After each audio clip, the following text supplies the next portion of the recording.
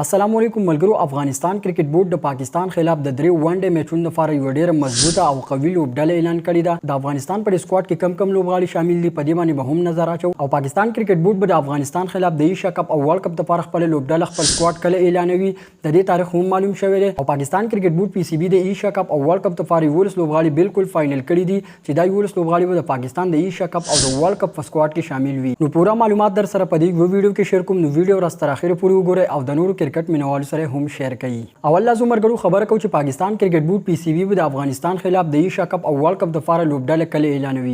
نو دا فیصله شوې چې پاکستان کرکټ بورډ پی سی بي به د افغانستان خلاف د ایشیا کپ او ورلد کپ لپاره چې کوم دی په 10 اگست باندې خپل سکواډ اعلان کړي چې دا سکواډ به صرف د افغانستان خلاف اعلانېږي. خو بیا چې کوم دی په هغه سکواډ کې ډیر بدلون نه کیږي. د ایشیا کپ او ورلد کپ لپاره به هم د پاکستان د سکواډ وي کوم چې د افغانستان خلاف اعلان شي، یو یا دوه لوبغاړي په کې بدلیږي. نو پاکستان چې کوم سکواډ دی نو هغه په 10 اگست باندې ماسپخین 2 بجې د ورځې اعلانېږي. د نه علاوه اوس تر سره د هغه لوبغاړو نومونه شیر کوم کوم چې د افغانستان خلاف د ایشیا کپ او د ورلد کپ په سکواډ کې شامل وي، چې په دې کې د اول کپتان بابر اعظم، په دویم نمبر باندې د وکټ کیپر بیټسمن محمد رضوان، په دریم نمبر باندې اوپننګ بیټسمن فخر زمان، څلورم نمبر باندې افتخار احمد، یو زبردست او تیز بیټسمن محمد حارث، آل راونډر محمد نواز، آل راونډر شاداب خان. د پاکستان کرکټ ټیم یو اٹیکنګ فاسټ بولر چې په اوس وخت کې د دنیا په بهترین بالرانو کې حسابيږي شاهین شاه افریدي، د نه علاوه حارث روپ، نسیم شاه او آل راونډر فاسټ بولر محمد وسیم وزیر. نو دا 11 لوبغاړي د افغانستان خلاف د ایشیا کپ او د ورلد کپ په سکواډ کې شامل وي.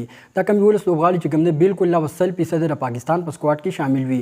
نور باقي چې د پاکستان کم پورا سکواډ دی نو هغه په 10 اگست باندې اعلانېږي. اوس راځو مرکړو د افغانستان سکواډ طرف ته. افغانستان کرکټ بورډ د پاکستان خلاف د 3 ون ډے لوبو لپاره یو ډیر مضبوط او قوي سکواډ اعلان کړی دی چې په دې کې ډیر تکړه لوبغاړي شامل دي. افغانستان په سکواډ کې به شامل وي د افغانستان د ون ډے ټیم کپتان حشمت الله شاهدی، وکټ کیپر بیټسمن رحمان الله ګرباز، ابراهیم زدران، ریاض حسن، رحمت شاه، نجیب الله زدران، ایکسپیرینس آل راونډر محمد نبی، وکټ کیپر بیټسمن اکرام علي خیل، په اوس وخت کې د دنیا یو بهترین سپینر راشد خان، آل راونډر عظمت الله عمرزی، آل راونډر عبدالرحمن، بهترین او یو تکړه آپ سپینر مجیب الرحمن، نور احمد، فضل حق فاروقی او فاسټ بولر وفادار مومن او فاسټ بولر سلیم صافی. او په ریزرو کھلاڑیانو کې به شامل وي شاهد الله کمال او فرید ملک. نو د افغانستان کرکټ بورډ د پاکستان خلاف د 3 ون ډے لوبو لپاره د سکواډ د لوبډله اعلان کړې ده. د پر افغانستان کرکټ بورډ یو ډیره قوي او مضبوطه لوبډله اعلان کړې ده. زما په خیال دی پر افغانستان کرکټ بورډ یو ډیر مضبوط سکواډ اعلان کړی دی چې ډیرو حقدارو لوبغاړو ته پکې موقع ملو شوې ده. نو تاسو سره یې نظر لرئ چې افغانستان د کم سکواډ اعلان کړل نو دا ټیک دی او کنه؟